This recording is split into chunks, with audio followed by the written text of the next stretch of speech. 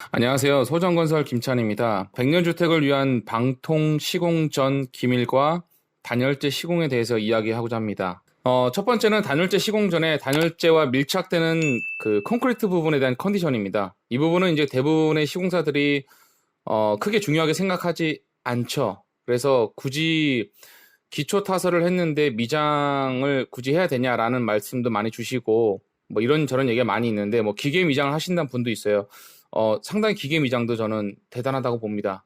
소정건설은 기초 타설한 이후에 별도의 미장 기능공을 붙여서 미장 작업을 진행합니다. 사진에서 보시면 바로 미장을 할 수 있는 게 아니고요. 타설된 이게 몇 시간이 지나서 물이 빠지면 그때 이제 미장 작업을 시작을 하고요. 이걸 하면 좋은 점은 기초의 수평의 오차 범위를 1cm 미만으로 줄일 수 있다는 장점이 있어요. 기초의 편차를 1cm, 10mm 미만으로 줄이게 되면 우선 바텀 플레이트 시공할 때 너무나 편하겠죠. 오차 범위가 별로 없기 때문에. 그럼 쐐기를 쓸 이유도 당연히 없을 거고요.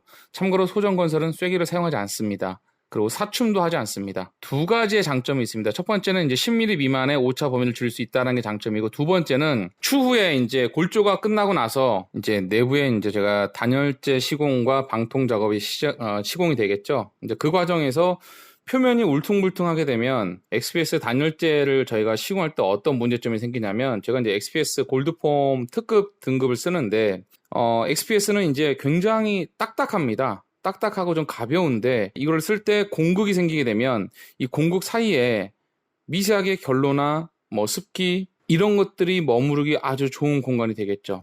그러면 당연히 단열재의 성능은 떨어지게 되고, 그러니까 이런 문제를 갖다가 저희가 해결하기 위해서 기초 타설 이후에 꼭 미장 작업을 해서 표면을 정말 매끈하게 정리를 합니다. 그리고 이제 두 번째, 방통 타설될 1층에 바텀 플레이트를 저희가 이제 전에는, 그러니까 저희가 지금은 이제 프로클리마 멘토 3000을 바텀 플레이트를 감싸는데, 전에는 이제 저희가 타이백을 썼죠. 타이백이나 아니면 그 유사한 뭐 방습지 종류들을 썼는데, 지금은 프로클리마 멘토 3000 제품을 씁니다. 그러니까 이유는 뭐 좋은 제품이니까 당연히 쓰겠죠. 물론 가격은 비쌉니다.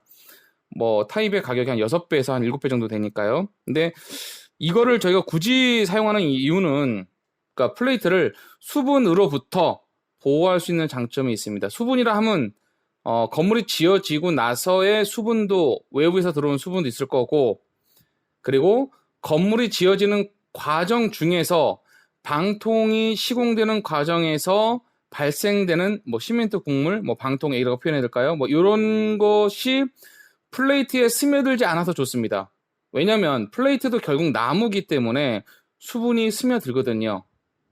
요게 굉장히 좋지가 않겠죠. 왜냐면 시멘트 자체의 구성 자체는 슬러지나 화학약품으로 만들어지기 때문에 플레이트에 스며든 뭐 화학약품이나 슬러지의 액이 몸에 유익할 일이 없기 때문에 이거를 막는 게 좋다고 봅니다. 또한 이제 방통을 시공할 때 단열재를 깔고 1층 같은 경우는 별도의 비닐을 깔질 않습니다. 그렇기 때문에 플레이트 보호를 위해서 먼저 시공된 프로클리마 멘토 3000이 방수지 역할을 해서 방통을 타설했을 때 수분이 빠지는 속도를 더디게 만들어서 수분 양생을 해서 좋고요.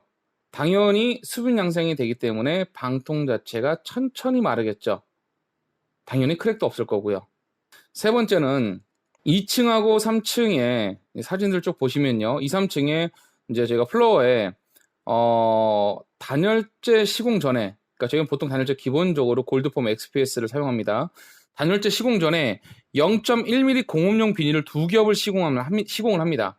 뭐 0.08도 있고 0.05도 있는데 0.1mm 공업용 비닐을 2겹을 시공하는 이유는, 겹쳐서 저희가 비닐을 깔게 되면 단열재를 깔고 나서 방통 타설을 하면 시멘트 국물이 2층에서 3층, 그러니까 3층에서 2층으로, 2층에서 1층으로 뚝뚝 떨어집니다.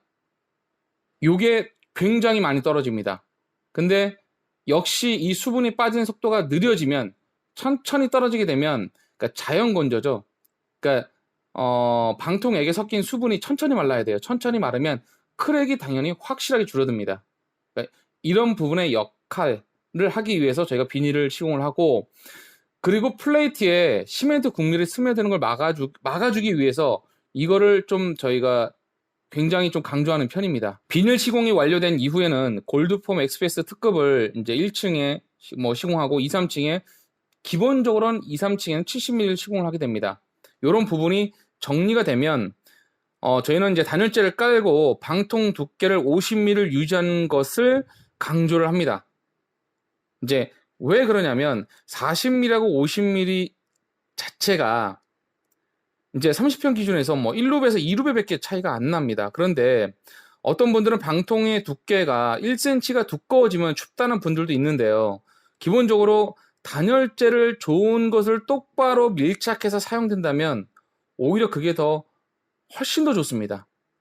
왜냐면 방통 두께 때문에 추운 경우는 별로 없습니다. 그건 단열재 자체가 시공이 잘못되거나 시공이 잘못된 거지 방통의 두께가 1cm 두껍다고 문제될 부분은 없습니다. 근데 방통의 두께가 너무 얇으면 어떤 문제가 생기냐면 크랙이 생기고 그 크랙을 통해서 올라온 열이 마루에 변형을 줍니다. 이런 부분들이 하자가 될 수 있겠죠, 나중에. 자, 타설 이후에 수분 양생의 시간과 습도 조절 역시 중요한 공정 중에 하나이고요. 보통 이제 4일에서 5일 정도 아무것도 하지 않고 수분 양생이 되고 나면 방통에 크랙 없이 타설된 것으로 봅니다. 타설되고 25일 지난 사진들이고요. 이 사진을 쭉 보시면 크랙이 당연히 없죠. 소정건설에서 시공하는 방통에는 크랙이 없습니다. 다음에 지금 제가 준비하고 있는 게 소정건설에서 가장 비싼 골드폼 XPS를 고집하는 이유에 대해서 좀 말씀을 드리려고 하고요. 그 내용 중에는 골드폼, 아이소핑크, 그다음에 네오폴, 그다음에 일반 스티로폴 관련해서 이 업계에서 얼마나 장난을 많이 치고 또 시공사가 소비자를 얼마나 많이 속이는지에 대해서 저희가 정리를 하고자 합니다.